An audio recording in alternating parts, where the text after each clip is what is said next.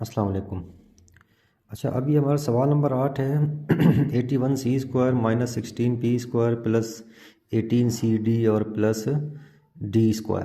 अब सबसे पहले तो ये है कि यार हम इसको रीअरेंज कर सकते हैं, यानी कि एक टर्म को उठा के दूसरी टर्म की जगह रख देना और फिर दूसरी टर्म को उठा के पहली की जगह रख देना, या फिर चौथी की जगह रख देना, या तीसरी की जगह को रख देना। इन इन टर्म्स को आगे पीछे करने से कोई फ़र्क नहीं पड़ता। तो सबसे पहले हम ये करेंगे कि 81² तो हमने सेम रखा, ठीक है। फिर ये 18 CD जो है इसको हम माइनस 16 P² की जगह लेकर आए, और फिर ये जो D² है यानी प्लस के साथ वाला, तो ये हमने जो है वो 18 CD की जगह लिख दिया, जो कि हमने यहाँ लिख दिया। फिर ये माइनस 16 P² जो है उसको उठा के आखिर में रख दिया।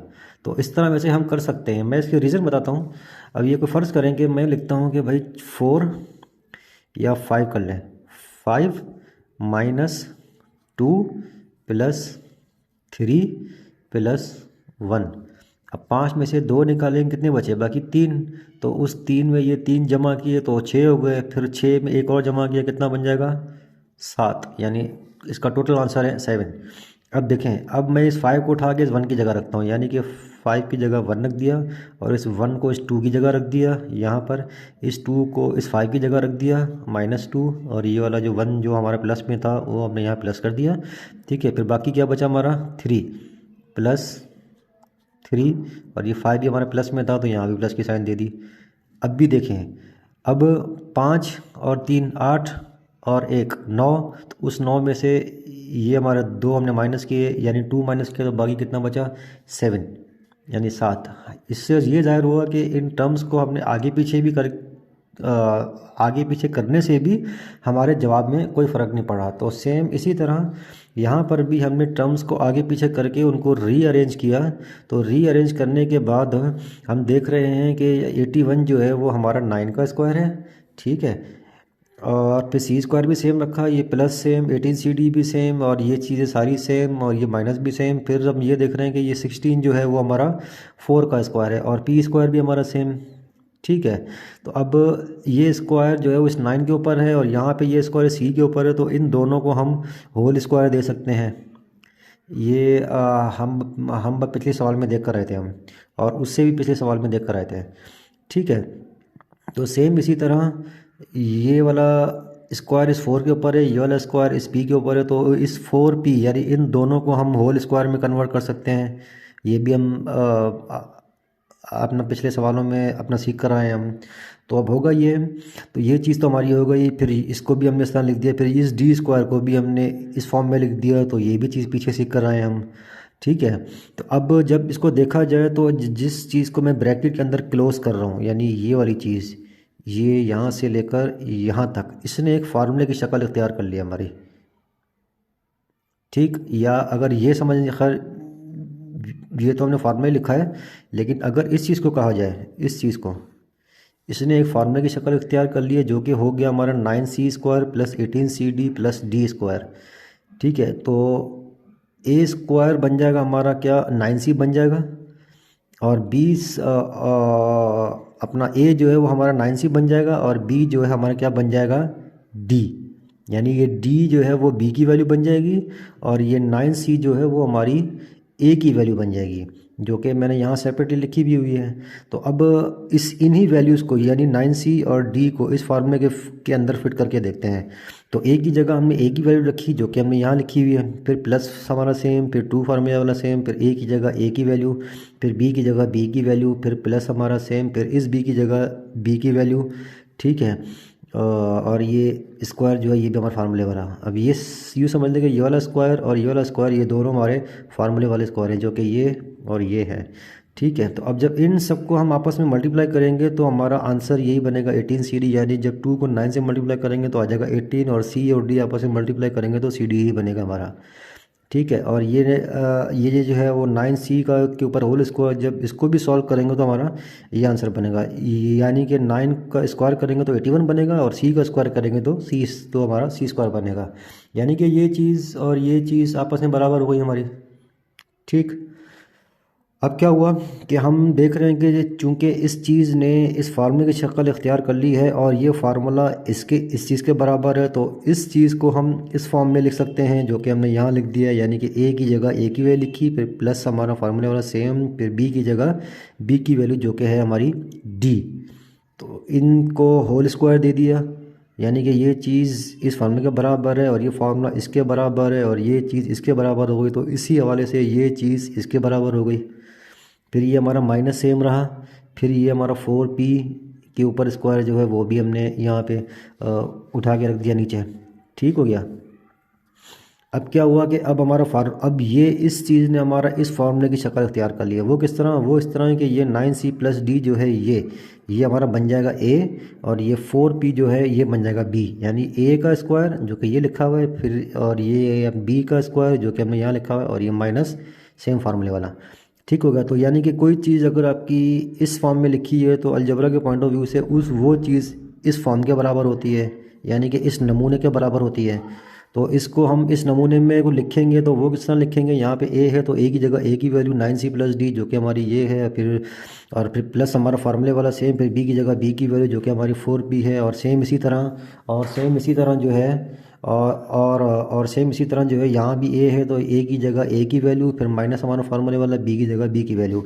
तो जब इसको मज़ीद सॉल्व करेंगे तो हमारा आंसर बनेगा 9c plus D plus 4p, और ये 9c plus D minus 4p। तो हमारा जवाब हो गया ये। अब चलें इसको चेक करते हैं कि हमारा जवाब सही है कि नहीं। अच्छा, तो अब चेक करते हैं। अब हमारा सवाल था ये, तो हमने उस सवाल को की जो टर्म्स थी उनको हमने रीअरेंज किया। वो कुछ इस तरह किया था, वो आप इस वीडियो के स्टार्ट में जाकर देख सकते हैं और वहाँ से समझ भी सकते हैं दोबारा। तो और हमारा जवाब आया था ये, यानी कि आंसर हमारा ये आया था।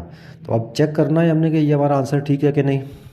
ठीक है, तो यानी कि ये हमारे ये और ये दोनों इस सवाल के हमारे फैक्टर्स आ गए, या उसको सिंधी में फैक्टर्स तो कहा जाता है जुज़े। ठीक हो गया। यानी कि एक ये जुज़ा है इस सवाल का और एक जुज़ा ये है, यानी कि इन दोनों को अगर मल्टीप्लाई किया जाए तो ये आंसर बनेगा हमारा।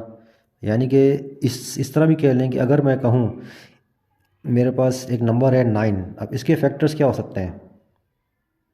या तो हम 3 मल्टीप्लाई बाय 3 कर सकते हैं, या फिर 9 मल्टीप्लाई बाय 1, या मतलब 3 मल्टीप्लाई बाय 3 या 9 मल्टीप्लाई बाय 1। बस ये दो तो मैंने को निकाले, लेकिन आप और भी निकाल सकते हैं अपने हिसाब से। ठीक हो गया। तो यानी कि वही दो टर्म्स अगर आपस में मल्टीप्लाई की जाए तो हमें सेम आंसर मिले, तो यहाँ भी यही दो टर्म्स जब आपस में मल्टीप्लाई करेंगे तो हमें ये सेम आंसर मिलना चाहिए। वो उस सूरत में जब हमारा ये आंसर ठीक होगा। तो यही हम चेक करने लगे कि ये आंसर हमारा ठीक है कि नहीं। तो उसका तरीका ये होगा कि अब ये 9c जो है ये इस पूरी टर्म से मल्टीप्लाई होगा जो कि मैंने यहाँ लिख दिया है, फिर ये प्लस डी जो है ये भी इस पूरी टर्म से मल्टीप्लाई होगा जो कि हमने यहाँ लिख दिया है, फिर ये प्लस 4p जो कि यहाँ लिखा हुआ है ये भी इस पूरी टर्म से मल्टीप्लाई होगा जो कि यहाँ लिख दिया है। तो अब इनको मल्टीप्लाई करके देखते हैं। तो मल्टीप्लाई जब हमने किया इनको, तो जब अब ये देख रहे हैं कि यहाँ भी c है यहाँ भी c है, तो इन दोनों का कोफिशिएंट क्या है? 9 है। यहाँ भी 9 है यहाँ भी 9 है, तो ये 9 इस 9 से जब मल्टीप्लाई करेंगे तो हमारा आंसर आएगा 81। फिर ये c है और ये c है, यानी कि बेस सेम है, इन दोनों की पावर 1 और 1 है। तो बेस सेम होने की वजह से इनकी पावर्स जो है वो ऐड हो जाएंगी। ऐड इस वजह से होंगी कि ये दोनों आपस में मल्टीप्लाई हो रहे हैं, कोई मतलब प्लस माइनस नहीं हो रहे। अगर प्लस माइनस होते तो या तो वो कट जाते या इनके कोफिशिएंट जो है वो आपस में ऐड हो जाते हैं, लेकिन क्योंकि मल्टीप्लाई हो रहे हैं तो इस वजह से इनकी जो अपना सग है या फिर पावर्स जो हैं वो आपस में ऐड हो जाएंगी। तो इस c की पावर 1 यहाँ पर है 1 यहाँ पर है, 1 + 1 2 हो जाएगी, यानी c² बन जाएगी। फिर यहाँ प्लस है यहाँ प्लस है, साइन हमारी प्लस की आई और इसका कोफिशिएंट क्या है? 1 है, तो वो 1 इस 9 से मल्टीप्लाई करेंगे तो आंसर आएगा हमारा 1। ठीक है।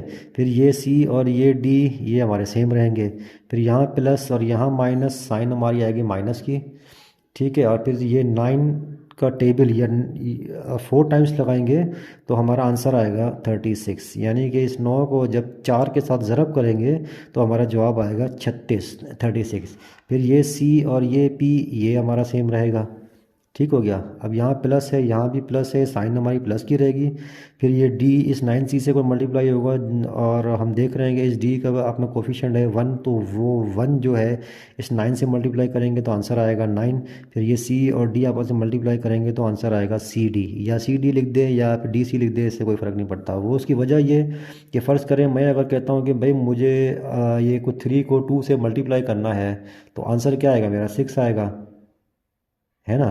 तो अब ये फ़र्ज़ कर ले ये आपका सी है और ये डी है, तो मैं डी को उठा के सी की जगह रख देता हूँ और सी को उठा के डी की जगह रख देता हूँ, और लेकिन बीच में मल्टीप्लाई ही है, यानी ये जो मल्टीप्लिकेशन चेंज नहीं हुई, तो उस सूरत में भी हमारा जवाब सेम ही आएगा 6, यानी कि 2 को जब अपना 3 से मल्टीप्लाई करेंगे तो आंसर वही हमारा सेम आएगा।